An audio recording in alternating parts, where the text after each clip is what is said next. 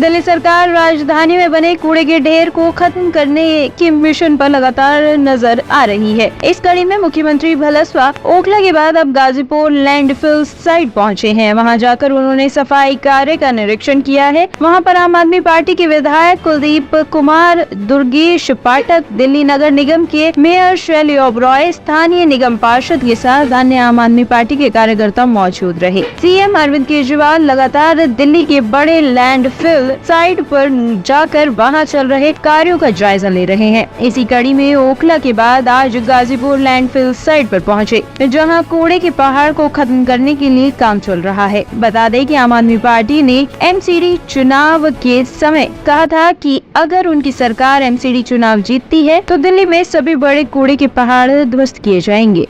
गाजीपुर कूड़े के पहाड़ पे खड़े हैं और जैसा कि पिछले कुछ दिनों में मैं भलसवा भी गया था, उसके बाद ओखला भी गया था, आज गाजीपुर पे हम लोग खड़े हैं। यहाँ पे लगभग 80-90 लाख टन कूड़ा है टोटल, लेकिन यहाँ पे गति जो है वो बहुत स्लो है। अभी तक टारगेट के हिसाब से 15 लाख टन कूड़ा उठ जाना चाहिए था, लेकिन बताया जा रहा है कि केवल 5.25 लाख टन कूड़ा उठा है। और उसका कारण है कि ये जॉइंट वेंचर 3 कंपनियों का जॉइंट वेंचर है और जब से शुरू हुआ है इन तीनों कंपनियों में खूब झगड़े चल रहे हैं। अभी प्लान ये था, अभी जो मुझे अंदर बताया गया कि एक और पैरेलल एजेंसी को हायर करने का प्लान है, तो मैंने इन्हें कहा है कि एक की बजाय 2 और पैरेलल एजेंसीज को हायर कर लिया जाए ताकि स्पीड जो है वो स्पीड पकड़ सके और हम इसे जल्द से जल्द कूड़े के पहाड़ को साफ कर सकें। लेकिन दिक्कत ये आ रही है कि कोई भी ऐसा बड़ा प्रोजेक्ट देने के लिए स्टैंडिंग कमेटी के अप्रूवल की ज़रूरत होती है। वो ऑर्डर जो है वो सुप्रीम कोर्ट में रिजर्व है, एल्डरमैन वाला, जो कि वोटिंग करेंगे स्टैंडिंग कमेटी के लिए।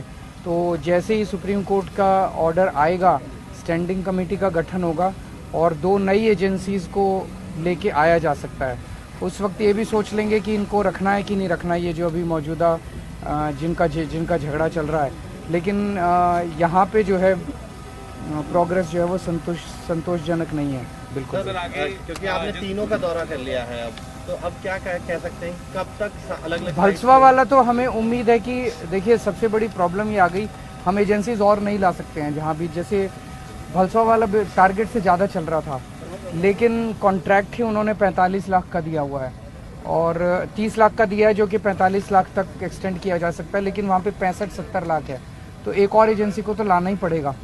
दूसरा, फिर जब हम ओखला में गए, ओखला में थोड़ा कम था, 18 लाख के मुकाबले 12 लाख टन ही उठा था, वहाँ भी एक और एजेंसी को लाना है। और यहाँ तो खैर इस एजेंसी को या तो रिप्लेस करना पड़ेगा या 2 और एजेंसीज लानी पड़ेंगी। दिक्कत ये है कि स्टैंडिंग कमेटी नहीं है, नहीं तो मुझे बताया जा रहा है कि एमसीडी ने अपनी सारी पेपर कार्रवाई कर ली है। जैसे ही स्टैंडिंग कमेटी का गठन होगा, शायद हफ्ते भर के अंदर स्टैंडिंग कमेटी का अप्रूवल होकर हाउस से पास करा के उसको अवार्ड किया जा सकता है।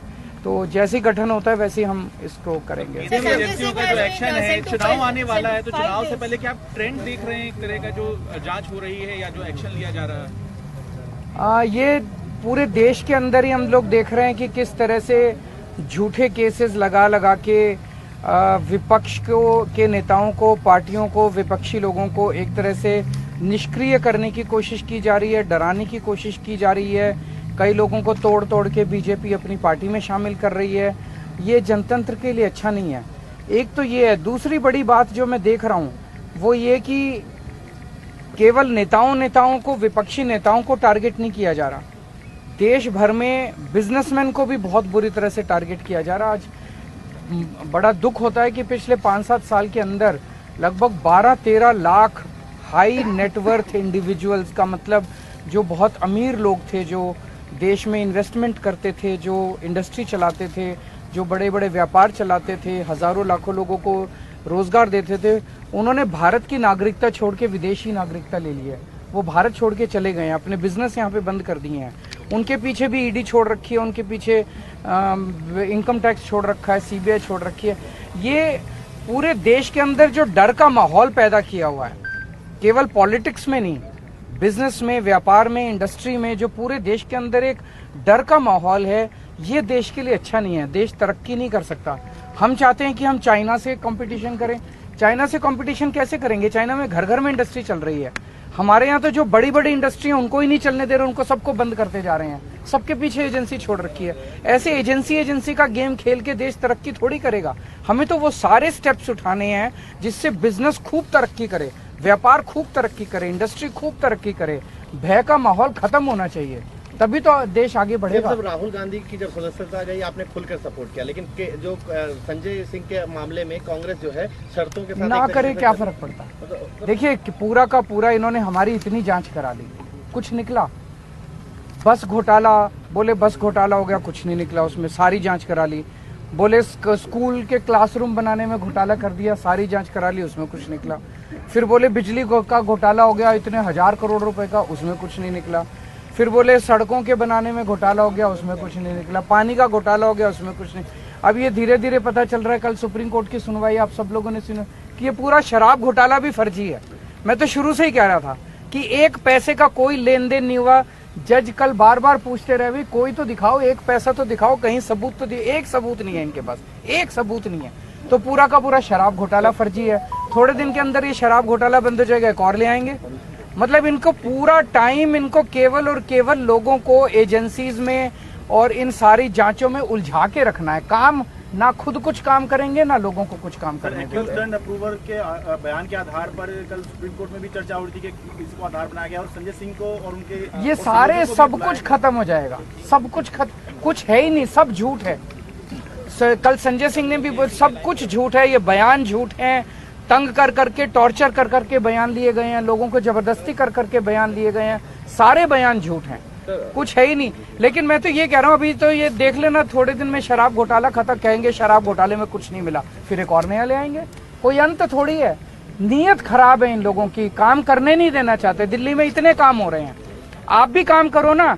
आपका बड़प्पन इस चीज में है कि केजरीवाल ने 1000 स्कूल बनाए, आप 2000 स्कूल बनाओ, आप 5000 स्कूल बनाओ, आपका इस चीज में बड़प्पन है। अगर हमने इतने मोहल्ला क्लिनिक बनाए, आप उससे 3 गुना बनाओ, इसमें बड़प्पन है। इसमें बड़प्पन थोड़ी है कि केजरीवाल ने 1000 स्कूल बनाए, अब और स्कूल नहीं बनाने देंगे इसको। केजरीवाल ने अस्पताल बना दिए, अब और अस्पताल नहीं बनाने देंगे इसको। ये बड़प्पन थोड़ी है। ऐसे देश तरक्की थोड़ी करेगा। आप काम खुद नहीं करते, 24 घंटे केवल और केवल एजेंसी इसकी पार्टी तोड़ दी, उसकी सरकार गिरा दी, उसको जेल भेज दिया, उसको डरा धमका के अपनी पार्टी। ये क्या चल रहा है देश के अंदर? दिल्ली का पॉल्यूशन कह रहे हैं कि राजनीति से प्रेरित है। टॉप स्टोरी ब्यूरो के लिए दिल्ली से रवि डालमिया की रिपोर्ट।